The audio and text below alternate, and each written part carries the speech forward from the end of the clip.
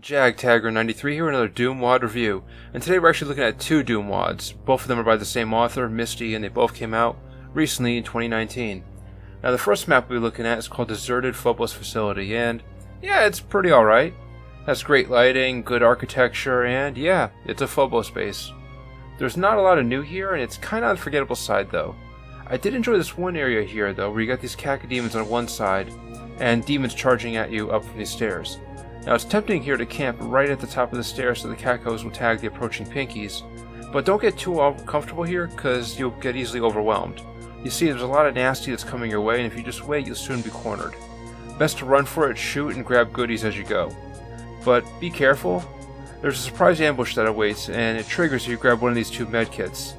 This section in general is probably the trickiest part of the map, but after all, it's pretty cake. There is a telegraphed ambush with the key, but it's pretty disappointingly light later on.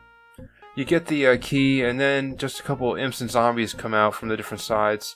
But at that point, you got the rocket launcher, so you can make short work of them, and then clean up with the shotgun or chain gun. Not a big deal, and after getting that mean ambush with the medkits, with the Baron of Hell, I was expecting something a bit more substantial, maybe another goat or a revenant or two, or heaven forbid or hell forbid, a archvile, but no, just a couple jabrones. So, whatever. When you play this one, don't make the same mistake I did on this part here. You see, I saw this ledge, and I assumed it would lead to a secret, but no, it doesn't. It's kind of a dead end. And if you end up here, you're stuck unless you drop down into the radioactive waste, or you cheat by jumping up or no-clipping. So that was kind of odd, and I also didn't like how the map ends, because it ends with the exit door actually being the exit switch. You click use on the door and it ends the map immediately. I know sometimes it's a little unnecessary to have the switch right behind the door, but I like a little something there, you know. So just kind of awkward. It's fine. It's okay. It serves its purpose. It's a good appetizer for what's coming up later. It's a 55% for me. Now the second map is much more ambitious in scope, much more challenging, so much larger, and honestly much more fun. At least after you get the yellow skull key. Now its name is It Goes Away in the End, and that name really got my attention. You see, I'm a sucker for any maps that sound like they're named after, like, my emo LiveJournal subject line for a post, back when I was a teenager. So I saw that line and I fired it right up with the Eternity engine, and I was delighted what I saw. The architecture immediately struck me as imposing, that this map was promised a challenge, and the lighting did that as well, really brought the ambience and mood. And at first there didn't seem to be much action, just gathering items. However, my earlier assumptions that this one would have a slow build were thrown right out the window as soon as I came to the first combat arena. From there to the end, with very brief breaks in progression between, this map is basically a large combat area strung together very, very thinly, with each area having these large amount of demons thrown at you again and again and again. The difficulty creep is really offset, however, by the amount of items and weapons you receive, especially again after you get the yellow skull key and pass that area. I mean, really, in my opinion, I found the earlier combat areas to be the absolute hardest, as ammunition seemed to be not adequate, unless you relied heavily on monster infighting, which I'm pretty sure you're supposed to do, and is the author's intention. And there's plenty of revenants and arachnotrons and other monsters whose projectiles you can pretty competently kite into other enemies, and there's a lot of room to do it. It's almost like there's a big sign saying, yes, do monster infighting, you need to.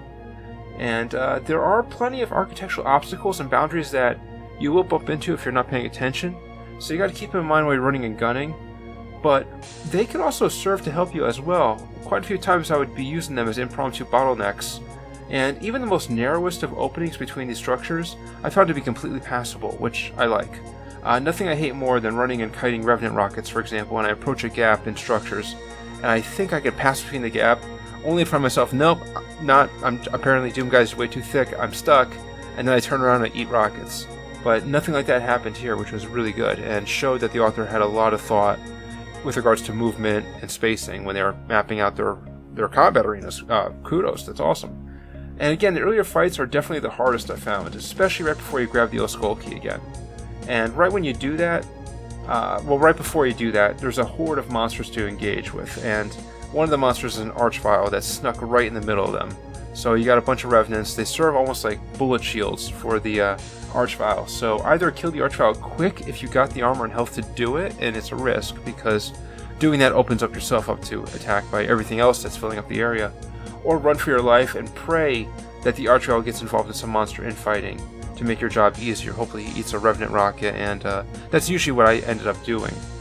Granted, it took some dying and trying again, but you know, it worked out.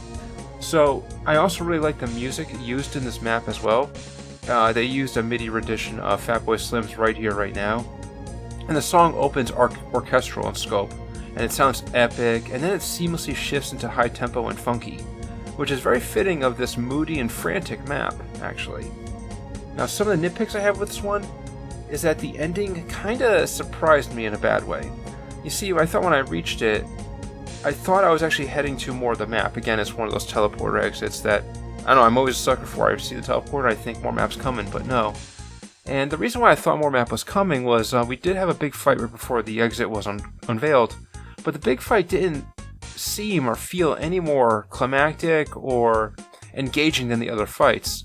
Now, that's not to say it was a bad fight or a boring one. No, not at all. It's just more of a credit to how engaging and how tight each one of the encounters is up until that point. But here you don't really get a catharsis or crescendo. It's more of just a constant tempo throughout. So there's not really a bell curve, a progression. So the ending just kind of took me by surprise a little bit.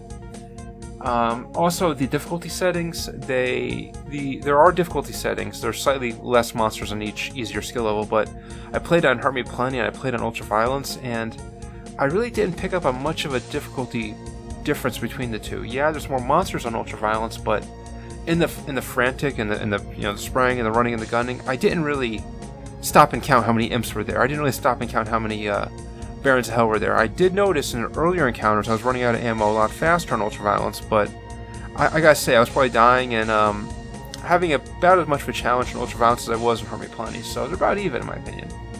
Lastly, while I appreciate the custom title screen that we get, that kind of gave me the idea that going to the map we were going to be getting something that was more narrative heavy, more lore specific here. You know, I love maps that are made when the author has a specific lore or story in mind, and I was kind of hoping that would be it with this, especially with that cryptic title. But no, it's actually much more of a combat-centered map, which isn't bad at all, just my expectations really weren't there at first. But yeah, all nitpicks aside, I rate this one very high. It's a lot of fun. It's 89%. It's excellent, and I recommend it for the challenge. Again, you'll probably die quite a bit trying to complete this one, but there's nothing at all that really feels cheap.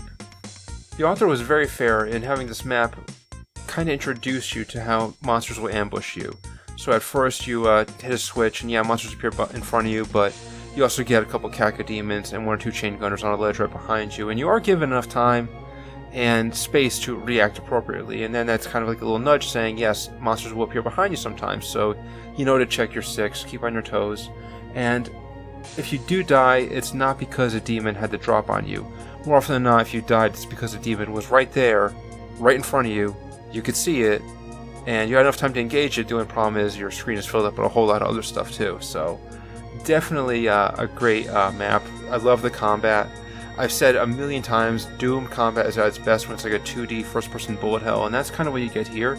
And anytime you give me Revenants and a large open space, and a bunch of jabronis too, I just have so much fun kiting rockets into things. It's never gotten old for me. So yeah, definitely a solid map. So all in all, I recommend getting both these WADs.